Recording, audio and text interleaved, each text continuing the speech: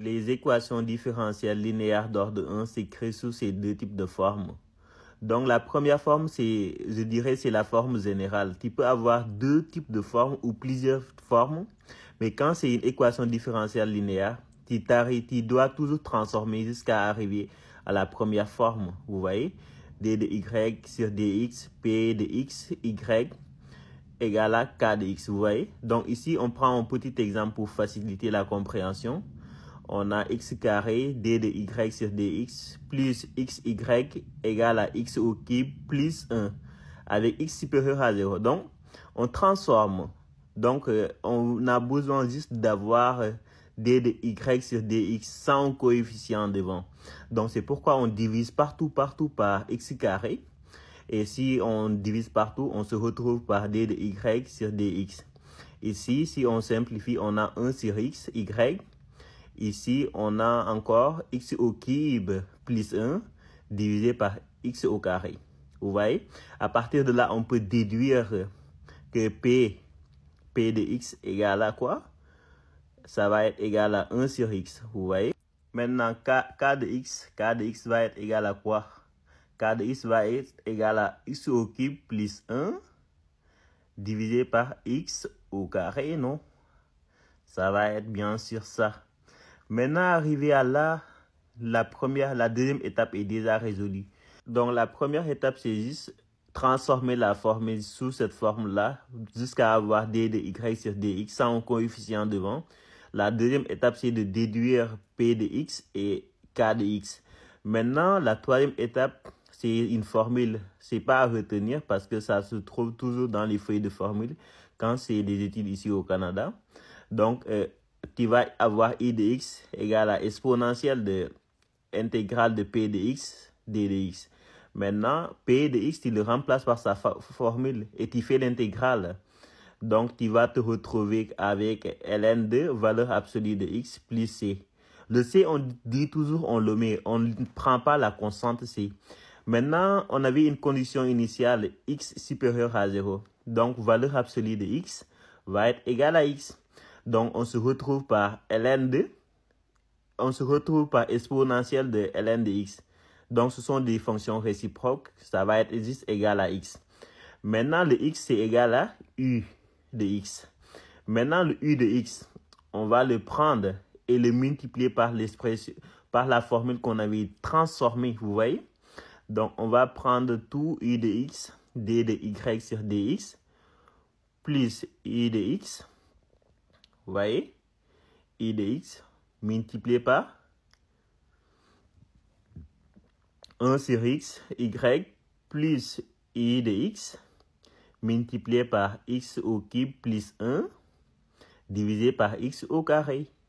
N'est-ce pas? À partir de là, on remplace u de x par sa valeur qui est égale à x. Donc, x d de y sur d de x, n'est-ce pas? Plus x fois 1 sur x, y, égale u qui est égal à x au cube plus 1 divisé par x facteur de y au cube plus 1 divisé par x au carré. Maintenant, on simplifie. On simplifie. Maintenant, on écrit maintenant ce qu'on a. X d de y sur dx plus y égale x au cube plus 1 divisé par x, qu'on peut écrire aussi sous cette forme, x au cube divisé par x divisé par 1. On simplifie, on a x carré plus 1 sur x, n'est-ce pas? Maintenant, ici, on a une formule à déterminer parce que si tu regardes à droite, il y a i'v plus v'u. C'est ce qu'on va déduire. Avec u égale à x, d de u égale à 1, n'est-ce pas? Et cette partie, c'est pas question que c'est obligatoire, mais si c'est la première fois que tu le fais, il faut que pour moi, je le déduis en fait. Je le démontre. Donc, c'est ça. Donc, la partie d de y, x, d de y sur dx plus y va juste être égal à quoi? Dérivée de y fois dérivée de x divisé par d de x. N'est-ce pas? Parce que si tu dérives ça, tu te retrouves par l'autre expression. Donc, et si c'est une égalité, tu peux prendre la formule qui t'arrange en fait. Donc ici, l'objectif est après de passer de d de y, de d de x de l'autre côté, et puis faire l'intégrale. Donc on a d de x, d de y, ce qui signifie dérivée de x fois dérivée de y, égal à x carré plus 1 sur x, d de x. Maintenant, on fait notre intégrale. Donc ici, on a une intégration et puis une dérivée. Et une intégration sans borne, c'est juste la primitive. Donc, une primitive d'une fonction, puis tu dérives, c'est juste la fonction. Donc, n'oublions pas que l'intégrale sans borne, c'est juste la primitive.